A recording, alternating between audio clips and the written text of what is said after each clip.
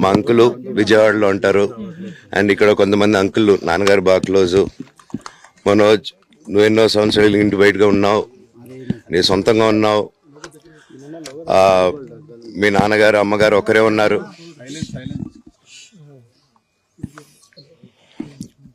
మీ నాన్నగారు అమ్మగారు ఒకరే ఉన్నారు. మీ అన్నయ్య ఏమో దుబాయ్కి షిఫ్ట్ అయిపోయాడు ఫ్యామిలీతో. మీ వైఫ్ ప్రెగ్నెంట్గా ఉంది.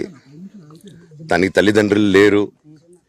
తనకి ఇప్పుడు మీ అమ్మ అవసరం ఉంది, పెద్దోళ్ళు అవసరం ఉంది. నువ్వు అక్కడే ఎలా చూసుకుంటావు అంటే, నాకు ఆ రోజు మా భార్య కూడా ఒకసారి వాళ్ళు అన్నీ చెప్తున్నారు కదా, ఎందుకండి ఒకసారి వినండి అంటే, సరేమ్మా నీకోసం వస్తాను అని చెప్పి మళ్ళీ తిరిగి రావడం జరిగింది. అండ్ నేను ఈరోజు నా గురించి ఆరోపణలు వేస్తున్నారంటే అది నేనేం చెప్పలేను. ఓన్లీ మీకు ఆధారాలు మాత్రమే చూపించగలుగుతాను. ఇప్పుడు వాళ్ళు చెప్పి నేను చెప్పి ఇది కరెక్ట్ కాదండి, నేను ఎప్పటి నుంచో కూర్చొని మాట్లాడదాం అంటున్నాను. పిల్లలకి లోకల్లో ఉన్న, అక్కడ లోకల్లో ఉండేది ఎవరో కాదండి, మా బంధువులే అండి అందరూ. ఆ చుట్టుపక్కల గ్రామాలందరూ మా నానమ్మ ఊరు, మా అమ్మమ్మ ఊరు అందరూ మా వాళ్ళండి. వాళ్ళ పిల్లలు, మనవాళ్ళు, వాళ్ళ బంధువులు. సో వాళ్ళకి అన్యాయం, వాళ్ళు నాకు వాళ్ళ అర్జీలు పెట్టుకున్నారు, వాళ్ళ లెటర్లు పంపించారు, వాళ్ళన్నీ చేశారు. నేను వాళ్ళకి సపోర్ట్గా మద్దతుగా నిలబడి ఏమైంది నేను అడిగేసరికి వినయ్ అతనికి ఫోన్ చేశాను, మెసేజ్లు పెట్టాను. సార్ వాట్ ఈస్ హ్యాపెనింగ్, నేను కావాలంటే కాళ్ళ మీద కూడా పడతానండి, ఈ ఇష్యూ క్లియర్ చేయండి, మాట్లాడుకుందాం అంటే చాలా దురుసుగా రిప్లైలు పెట్టారు. నేను ప్రతిదీ ఈరోజు సాయంత్రం 5:30కి ప్రెస్ మీట్ పెట్టి ఇన్నాళ్ళు ఆగానండి, ఇంకా ఆగలేను. ఈరోజు ఈవినింగ్ ప్రతిదీ చెప్పేస్తాను. ఆ రోజు నేను పోలీసు సపోర్ట్ అడిగినప్పుడు స్టేషన్కి 100కి ఎందుకు ఫోన్ చేశాను, ఆ 100 దగ్గర నుంచి నేను పర్మిషన్ ఇస్తున్నాను, నాకు ప్రాబ్లం లేదు చేశాను. అన్న కంపెనీల్లో పనిచేశాను, సాంగులు చేశాను, వాళ్ళకి రికార్డింగ్లు చేశాను, ఫైట్ డైరెక్షన్లు చేశాను, ఎంతో గొడ్డులాగా కష్టపడాను, మనసు పూర్తిగా సంతోషంగా చేశాను. నాకు ₹1 అడిగింది లేదు, ఆశించలేదు. నేను దానికోసం నాకు కావాలి, నేను పనిచేసిన దానికి కూడా నేను అడగట్లేదు. ఒకటే అడుగుతున్నాను, మీకు నిజం తెలియాలి. అందుకోసమే ఏంట్రా వీడు అన్నీ బయట పెడుతున్నాడు అనుకోవచ్చు, కానీ ఈరోజు నాకు భార్య పిల్లలు ఉన్నారండి. ఈరోజు నేను నిలబడకపోతే రేపు నా కొడుకు పెద్దోడైన తర్వాత, కూతురు పెద్ద అయిన తర్వాత వాళ్ళకి నేను సమాధానం చెప్పుకోలేను. నేను దొంగతనం చేసి వేరే వాళ్ళు కడుపులు కొట్టి నా పిల్లల మొహం నేను చూడలేను, ఆ కూడు నా పిల్లలకి పెట్టలేను. మా నాన్న నన్ను అలా పెంచలేదు, మా అమ్మ నన్ను అలా పెంచలేదు. మధ్యలో మా అమ్మ నలిగిపోతుంది. మా అమ్మని హాస్పిటల్లో అడ్మిట్ అయ్యారని చెప్పి నేను అబద్ధాలు ఆడారు. హాస్పిటల్కి వెళ్ళి చెక్ చేయించుకుంది అమ్మ. నువ్వు వెళ్ళిపో ఇంట్లో నుంచి, నువ్వు వెళ్ళిపోతే వీడిని చూసుకుంటావు మేమంటే, మేము మంచిగా మాట్లాడి పంపిస్తా అంటే నమ్మి ఆవిడ 3 రోజుల నుంచి దడదడగా ఉంటే వెళ్ళింది ఇల్లమ్మ అంటే. ఏ ఏజీకి వెళ్ళడం వాస్తవం చూపించుకొని ఇమీడియట్గా మా అన్నింటికి వెళ్ళిపోయి అన్నింట్లో పడుకున్నారు. మీకు ప్రతిదీ తెలుస్తుంది. ఈ రోజుల్లో ఏది దాచలేరు. మరి ఇంత క్యారెక్టర్ అసాసినేషను నేను చేయని దానికి చేశారు అని, నా భార్య వచ్చిన తర్వాత నేను చెడ్డోడినయ్యానని, అదే వాళ్ళ తల్లిదండ్రులు ఉండుంటే గమ్మునుంటారా అండి? ఈరోజు నేను గమ్మునుంటే ఎలా అండి? తనకి తల్లి అయినా తండ్రి అయినా అన్నీ నేనే అండి. ఈరోజు తను వాళ్ళ ఇంట్లో ఆధారపడదు, నేను మా ఇంట్లో ఆధారపడను. నేను నా సినిమాలు చేసుకుంటున్నాను. తను సొంతంగా ఒక టాయ్ కంపెనీ పెట్టుకుంది. లాక్డౌన్లో నా అహం బ్రహ్మాస్మి సినిమా మా ప్రేమ కోసం ఆపేసినప్పుడు నిర్దాక్షిణంగా నేను చెన్నైకి షిఫ్ట్ అయిపోయి ఈ ఊర్లో వద్దని మేము అక్కడ కూర్చొని, నేను మనోజ్ నువ్వు బొమ్మలు గీస్తావు కదా, కథలు రాస్తావు కదా, బొమ్మలకి ఆత్మనిర్భర్ అని నరేంద్ర మోడీ గారు ఇది అనౌన్స్ చేశారు. ఈ బొమ్మలు, నీకు బొమ్మలు ఇష్టం, పిల్లలు ఉన్నారు, మనమే క్రియేట్ చేద్దాం బొమ్మలు అంటే, లాక్డౌన్లో నేను డ్రాయింగ్లు చేసి కథలు రాసుకొని నా ఫ్రెండ్స్ దగ్గర కొంచెం అప్పులు చేసుకొని మేమే పెట్టుబడులు పెట్టుకుంటూ, నా ఫ్రెండ్స్ కూడా పెద్ద కష్టపడి వచ్చిన వాళ్ళండి, వాళ్ళకున్న కొంతలో నాకు పంచుకుంటూ మమ్మల్ని కాపాడుకుంటూ ఒకరినొకరు కాపాడుకుంటూ నిలబడి ఈరోజు మనీని నిలదొక్కున్నాం అండి. నేను నా భార్య, తను కష్టపడుతుంది. ఇప్పుడు కాశ్మీర్ నుంచి కన్యాకుమారి వరకు ఓన్లీ తను, నేను, ఇంకొక 3-4 కలిసి దీన్ని ఇంత దూరం తీసుకొచ్చామండి. ఈరోజు నేను మళ్ళీ సినిమాలకు వచ్చేసాను. అందుకే ఈరోజు నేను నిలబడపోతే ఇది నా పిల్లలకి చెప్పేది కరెక్ట్ కాదు, ఎవరికి కరెక్ట్ కాదు. ఇన్నాళ్ళు గమ్మునున్నాను ఓకే, కానీ వాళ్ళ నాన్న ఆస్తుల కోసం కొట్లాడుతున్నాడా, మంచి కోసం నిలబడుతున్నాడా అనేది ఈరోజు మీకు సాయంత్రం వచ్చిన ప్రూఫ్స్ అన్ని వదులుతాను. మా నాన్న మీద గన్ను పెట్టి కాల్చే వినయ్కి, మా అన్నకి సాయంత్రం ప్రతిదీ చెప్తాను. చెప్పాను కదండి వినయ్ అని మా అన్న విష్ణు అని. అవునండి, నన్ను హాజరుపరచమన్నారు, 10:30 రమ్మన్నారు. మీరందరూ చూశారు. నాకు మొన్న ఫస్ట్ రోజు తగిలి బాగా నొప్పి వచ్చింది, మెడ, కాలు. 3 వారాల క్రితం ఫైట్లో నాకు మజిల్ టైర్ అయింది, గ్రేడ్ 1 టైర్ రైట్ లెగ్లో. లెఫ్ట్ లెగ్లో మళ్ళీ దెబ్బలు తగిలాయి మొన్న. సో అందుకే కొంచెం బ్యాలెన్స్ ఇది ఉంది. మందులు హెవీ మెడికేషన్ ఇచ్చారు, హెవీ ప్యాచ్ కూడా వేశారు నాకు. దానివల్లే కొంచెం నడుస్తున్నాను. అండ్ ఇప్పుడు అందుకే రిక్వెస్ట్ చేసుకొని, సార్ నాకు కొంచెం టైం ఇవ్వండి, పాప ఉంది, సెటిల్ చేసుకొని నేను వస్తాను సార్, కొంచెం సెట్ చేసుకొని అని పోలీసులు గారికి రిక్వెస్ట్ చేసుకొని ఇప్పుడు బయలుదేరుతున్నాను. సార్ దాని గురించే సార్ చెప్పాను. మద్యానికి బానిసై ఇలా ప్రవర్తిస్తున్నాడు, అందుకే నేను మనోజ్ విషయంలో సీరియస్ గా ఉన్నాను అని చెప్తున్నాను. సార్ మద్యానికి బానిసై ఎవరిని కొట్టాను సార్? నా పిల్లల్ని కొట్టానా, నా భార్యను కొట్టానా, మా అమ్మని కొట్టానా, మా నాన్నని కొట్టానా? ఇవన్నీ నీ మద్యానికి బ్యాలెన్స్ అందరినీ కొడుతున్నాను, పొన్నాలు కొడుతుంటే సీసీటీవీలు తెప్పిండి సార్. అది దొంగతనం చేసింది నేను కాదు సార్, అది తెప్పిండి సార్ అంతా. అప్పుడు మాట్లాడదాం సార్, మనోజా ఎవరా అని చెప్తానండి. నాకు ఇంకా కొంచెం క్లారిటీ రావాలి. కమిషనర్ ఆఫీస్కి వెళ్తాను, వాళ్ళని కలుస్తాను, రిక్వెస్ట్ చేసుకుంటాను, మాట్లాడుకొని వాళ్ళు ఏం చెప్తారు. 5:30కి మాట్లాడతానన్నా. థ్యాంక్స్ రంజిత్ అన్న, ఇంకా అన్న, సారీ అన్న, సూర్యమన్న, సారీ అన్న. అడుగుతున్నాను, నేను నీ తమ్ముడు అనుకోండి, మీ వాడిని అనుకోండి, మీకు నీ తోడుంటాను. మీకు ఏదున్నా నాకు ఫోన్ చేసేదానికి నేను ఇప్పుడు ఒక్క కాల్ దూరంలోనే ఉంటాను. I will always be there to support you and your family. And I'm sorry, నా కోసం సపోర్ట్ చేసేదానికి వచ్చి మీకు ఇలా జరగడం నాకు చాలా బాధగా ఉంది. నా భార్య పేరు లాగుతున్నారు, 7 నెలల కూతురు పేరు లాగుతున్నారు. నేనేం అడగలేదు, సొంత కాళ్ళ మీద పనిచేస్తున్నాను. మా ఆవిడ కూడా వాళ్ళ ఇంటి వైపు ఏ డబ్బు తీసుకురాలేదు, వాళ్ళ ఇంట్లోనూ డబ్బు అడగలేదు, నేను అడగలేదు, ఆస్తి అడగలేదు. మా ఆవిడ 7 నెలలు గర్భవతిగా ఉన్నప్పుడు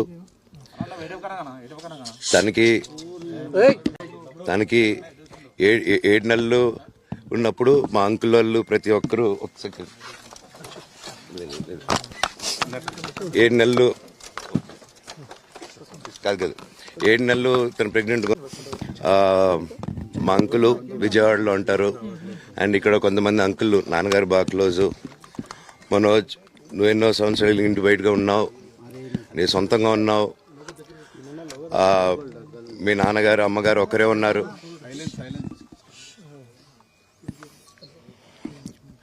మీ నాన్నగారు అమ్మగారు ఒకరే ఉన్నారు.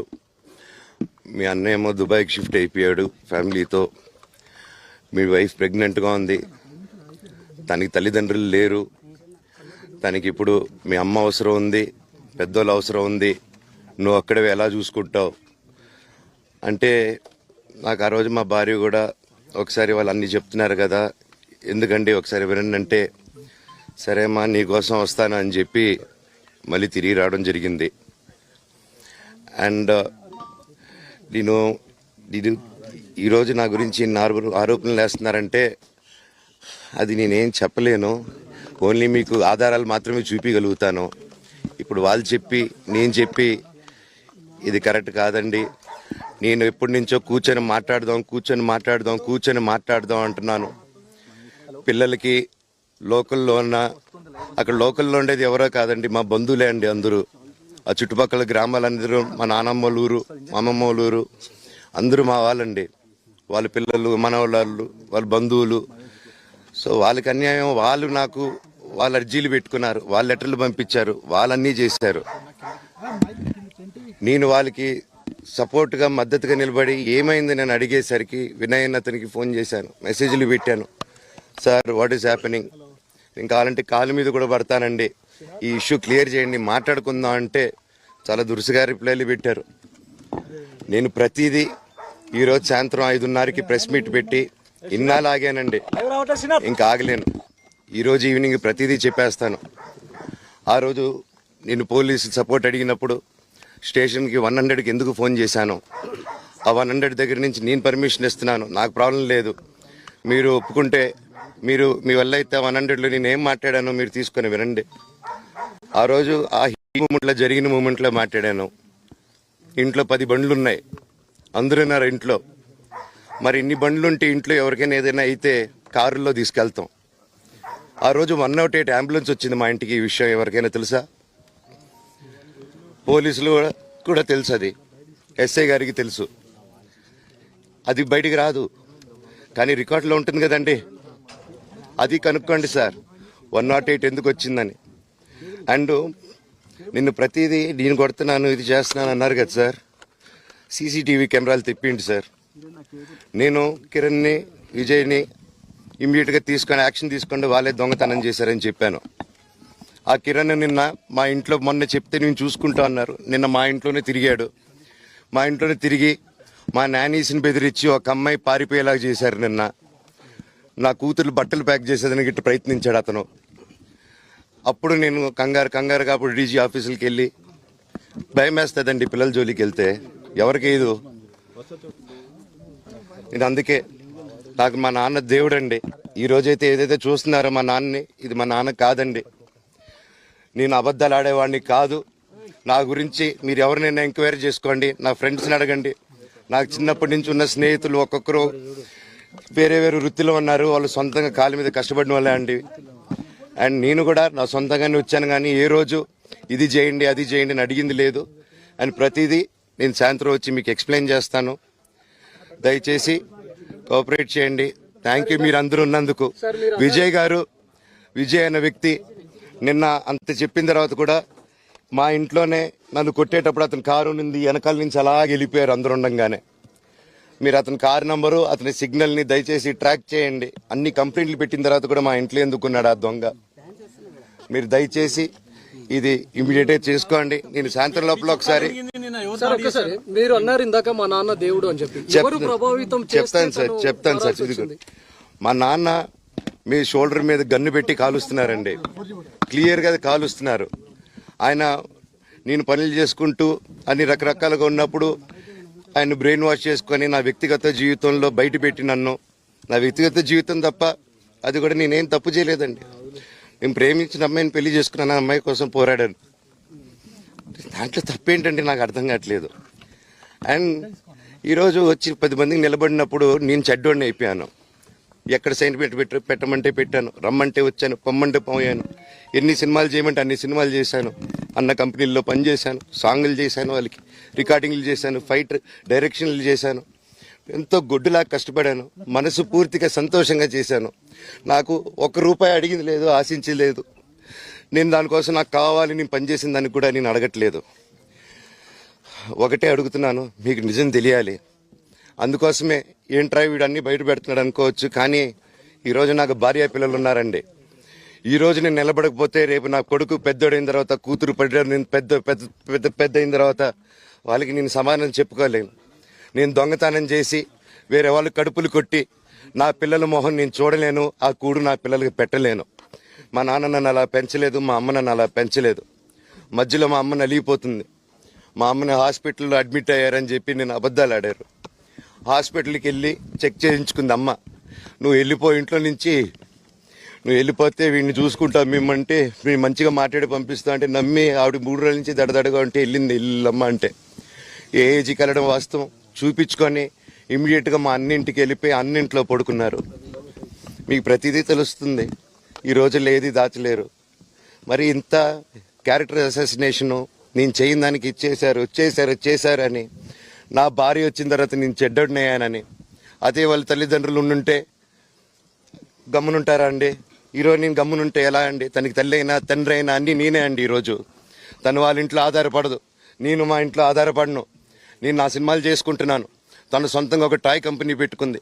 లాక్డౌన్లో నా అహం బ్రహ్మాస్మి సినిమా మా ప్రేమ కోసం ఆపేసినప్పుడు నిర్దాక్షిణంగా నేను చెన్నైకి షిఫ్ట్ అయిపోయి ఈ ఊర్లో వద్దని మేము అక్కడ కూర్చొని, నేను మనోజ్ నువ్వు బొమ్మలు గీస్తావు కదా, కథలు రాస్తావు కదా, బొమ్మలకి నిర్భర్ అని నరేంద్ర మోడీ గారు ఇది అనౌన్స్ చేశారు. ఈ బొమ్మలు నీకు బొమ్మలు ఇష్టం, పిల్లలు ఉన్నారు, మనమే క్రియేట్ చేద్దాం బొమ్మలు అంటే లాక్డౌన్లో నేను డ్రాయింగ్లు చేసి కథలు రాసుకొని నా ఫ్రెండ్స్ దగ్గర కొంచెం కొంచెం అప్పులు చేసుకొని మేమే పెట్టుబడులు పెట్టుకుంటూ, నా ఫ్రెండ్స్ కూడా పెద్ద కష్టపడి వచ్చిన వాళ్ళండి, వాళ్ళకున్న కొంతలో నాకు పంచుకుంటూ మమ్మల్ని కాపాడుకుంటూ ఒకరినొకరు కాపాడుకుంటూ నిలబడి ఈరోజు మనీ నిలదొక్కున్నాం అండి. నేను నా భార్య, తను కష్టపడుతుంది. ఇప్పుడు కాశ్మీర్ నుంచి కన్యాకుమారి వరకు ఓన్లీ తను, నేను, ఇంకొక 3-4 కలిసి దీన్ని ఇంత దూరం తీసుకొచ్చామండి. ఈరోజు నేను మళ్ళీ సినిమాలకు వచ్చేసాను. అందుకే ఈరోజు నేను నిలబడపోతే ఇది నా పిల్లలకి చెప్పేది కరెక్ట్ కాదు, ఎవరికి కరెక్ట్ కాదు. ఇన్నాళ్ళు గమ్మునున్నాను ఓకే, కానీ వాళ్ళ నాన్న ఆస్తుల కోసం కొట్లాడుతున్నాడా, మంచి కోసం నిలబడుతున్నాడా అనేది ఈరోజు మీకు సాయంత్రం వచ్చిన ప్రూఫ్స్ అన్ని వదులుతాను. మా నాన్న మీద గన్ను పెట్టి కాల్చే వినయ్కి, మా అన్నకి సాయంత్రం ప్రతిదీ చెప్తాను. చెప్పాను కదండి, సారీ అడుగుతున్నాను. నేను నీ తమ్ముడు అనుకోండి, మీ వాడిని అనుకోండి, మీకు నీ తోడుంటాను. మీకు ఏదున్నా నాకు ఫోన్ చేసేదానికి నేను ఇప్పుడు ఒక్క కాల్ దూరంలోనే ఉంటాను. I will always be there to support you and your family. And I'm sorry, నా కోసం సపోర్ట్ చేసేదానికి వచ్చి మీకు ఇలా జరగడం నాకు చాలా బాధగా ఉంది. నా భార్య పేరు లాగుతున్నారు, 7 నెలల కూతురు పేరు లాగుతున్నారు. నేనేం అడగలేదు, సొంత కాళ్ళ మీద పనిచేస్తున్నాను. మా ఆవిడ కూడా వాళ్ళ ఇంటి వైపు ఏ డబ్బు తీసుకురాలేదు, వాళ్ళ ఇంట్లోనూ డబ్బు అడగలేదు, నేను అడగలేదు, ఆస్తి అడగలేదు. మా ఆవిడ 7 నెలలు గర్భవతిగా ఉన్నప్పుడు తనకి 7 నెలలు ఉన్నప్పుడు మా అంకుల్ వాళ్ళు ప్రతి ఒక్కరూ 7 నెలలు కాదు 7 నెలలు తను ప్రెగ్నెంట్. మా అంకులు విజయవాడలో ఉంటారు. అండ్ ఇక్కడ కొంతమంది అంకుళ్ళు నాన్నగారు బాగా క్లోజు. మనోజ్, నువ్వు ఎన్నో సంవత్సరాలు ఇంటి బయటగా ఉన్నావు, నీ సొంతంగా ఉన్నావు.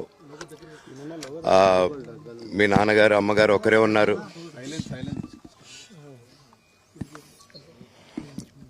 మీ నాన్నగారు అమ్మగారు ఒకరే ఉన్నారు. మీ అన్నయ్య ఏమో దుబాయ్కి షిఫ్ట్ అయిపోయాడు ఫ్యామిలీతో. మీ వైఫ్ ప్రెగ్నెంట్గా ఉంది, తనకి తల్లిదండ్రులు లేరు. తనకి ఇప్పుడు మీ అమ్మ అవసరం ఉంది, పెద్దోళ్ళ అవసరం ఉంది. నువ్వు అక్కడే ఎలా చూసుకుంటావు అంటే నాకు ఆ రోజు మా భార్య కూడా ఒకసారి వాళ్ళు అన్నీ చెప్తున్నారు కదా, ఎందుకండి ఒకసారి వినండి అంటే, సరేమ్మా నీకోసం వస్తాను అని చెప్పి మళ్ళీ తిరిగి రావడం జరిగింది. అండ్